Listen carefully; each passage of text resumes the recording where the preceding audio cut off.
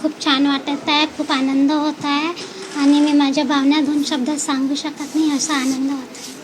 कशा प्रकारे तयारी केली होती या पदापर्यंत पोहोचण्यासाठी?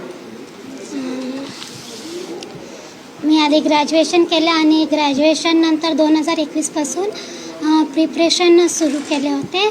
अमोल पाटील सर युनिक अकॅडमीचे अमरावती यांच्याकडे MPCचे क्लासेस केले काही दिवस आणि नंतर त्यांनीच मला मार्गदर्शन करून एक्झाम्स वगैरे सगळं त्यांनी बघितले. माझं रायटर वगैरे सगळं सरच शोधत होते, त्यांनी खूप मार्गदर्शन केलं. शंकर बाबाबद्दल काय सांगशील? तुला आसरा दिला, वंझर मॉडेल.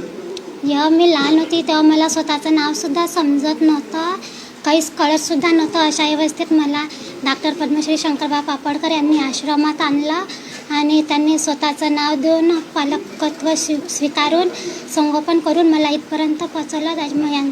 याचं श्रेय मी त्यांनासुद्धा देतो. मला काय काय अडचणी होतं तुझ्या सगळ्या प्रवासात? कशा पद्धतीने तू हे सगळे आव्हानं घेऊन गेली?